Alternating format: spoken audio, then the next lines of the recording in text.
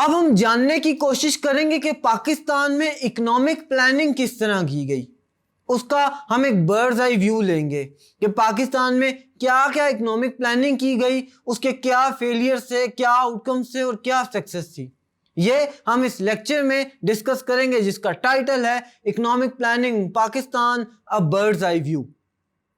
ویسے ابھی ہم نے پچھلے لیکچرز میں یہ ڈسکس کیا ہے کہ پاکستان میں اکنامک پلاننگ کے لیے 5 ایئرز پلان انٹروڈیوس کروائے گئے تھے جو کہ 8 5 ایئر پلانز تھے, یعنی 8 دفعہ وہ 5 ایئر پلانز لگائے گئے تھے جس کے مطابق ان کے اسٹریٹجی رکھی گئی تھی, ان کے ٹارگٹس رکھے گئے تھے اور پھر ان کے آؤٹ کمز آئے تھے. یہ اکنامک پلاننگ پاکستان میں کی گئی تھی تاکہ پاکستان کی اکانومی کو مضبوط بنایا جا سکے. ہوا یوں کہ کچھ اکنامک پلان فیل ہو گئے, کچھ 5 ایئر پلان اچھے ثابت ہوئے. اگر ہم ان پلانز کو اوور آل دیکھیں تو یہ کچھ حد تک سیٹسفیکٹری تھے لیکن کافی حد تک انسیٹسفیکٹری تھے. ہوا یوں کہ ان 6 decades industrial development was top priority. This policy was successful in boosting the pace of industrial development, but gap between the incomes reached at an alarming level. ہوا یوں کہ ہم نے جب انڈسٹریز پہ فوکس کیا تو انکم کا گیپ جو ہے وہ بہت زیادہ آنا شروع ہو گیا, کلاس ڈسپیرٹی بہت زیادہ آنی شروع ہو گئی جس کی وجہ سے یہاں پر کلاسز بننا شروع ہو گئی اور پاکستان میں اکانومی جو ہے وہ کرپل کرنا شروع ہوئی. Another result of this policy was the neglect of agriculture sector which formed the backbone of our economy. اب جب ہم نے اکانومی پہ فوکس کرنا شروع کیا اور انڈسٹریز پہ فوکس کرنا شروع کیا تو اس سے ہوا یہ کہ ایگریکلچر پیچھے رہ گیا. اب چونکہ ایگریکلچر بیک بون ہے پاکستان کی اکانومی کا یا پاکستان کی سوسائٹی کا, تو اس کے لیے ایگریکلچر پہ فوکس کرنا لازمی تھا, لہٰذا ایگریکلچر پہ بھی بعد میں فوکس کیا گیا. لیکن ہوتا یوں آیا کہ جب ایگریکلچر پہ زیادہ فوکس ہو جاتا تھا تو انڈسٹریز پیچھے رہ جاتی تھی, انڈسٹریز پہ فوکس ہو جاتا تھا تو ایگریکلچر تھوڑا سا پیچھے رہ جاتا تھا, جس کی وجہ سے ان دونوں میں کافی حد تک ڈسپیرٹی رہی. ڈیورنگ دا 7 decades جسے آفٹر 1960 کہیں گے, the strategy was changed. Agriculture sector was given due importance and foreign monetary support in the shape of aid and loans was considered to be essential for the development of national economy. جیسا میں نے آپ سے عرض کی کہ agriculture پیچھے رہ گیا تو اس کے بعد 1970s میں یہ کیا گیا کہ ایگریکلچر کو فروغ دیا جانے لگا. اس سے یہ ہوا کہ تھوڑا سا انڈسٹریز پیچھے آ گئیں.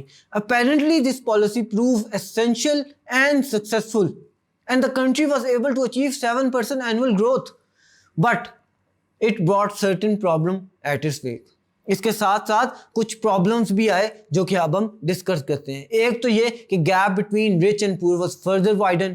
رچ اور پور میں جو گیپ تھا وہ مزید بڑھتا چلا گیا. Dependence on foreign aid increase, کیونکہ ہم ایگریکلچر میں فورن ایڈ کو استعمال کر رہے تھے, ساتھ ہی ساتھ ہمارے پاس بہت زیادہ مہاجرین بھی تھے جس کی وجہ سے ہماری ڈپینڈنس فورن ایڈ پہ بہت زیادہ بڑھ گئی. اور جیسے ہی وہ فورن ایڈ رکی تو یہاں پر اکانومی میں بہت زیادہ خطرہ آنا شروع ہو گیا. Industries set up during this period were only suitable for production of consumers goods. Amounts to be paid in the shape of foreign exchange for the purchase of raw material and industrial spare parts increased.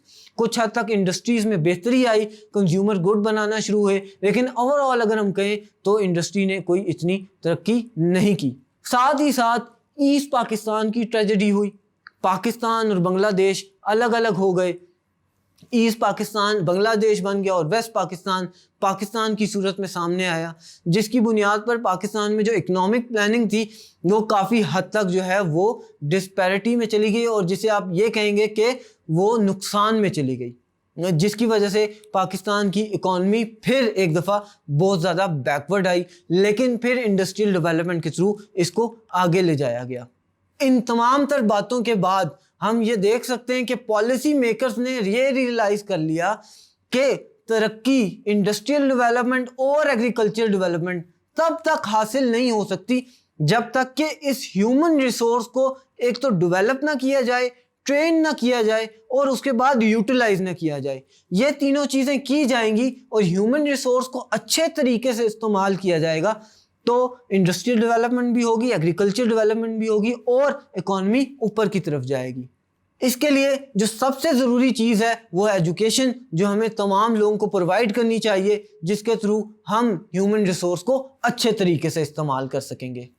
یہ تھا ہمارے chapter کا last topic. میں امید کرتا ہوں کہ آپ کو یہ چیپٹر اچھے طریقے سے سمجھ آ گیا ہوگا۔ اگلے چیپٹر میں آپ سے دوبارہ ملاقات ہوگی۔ تب تک کے لیے this is Sajjad Haider from tutoria.pk signing of.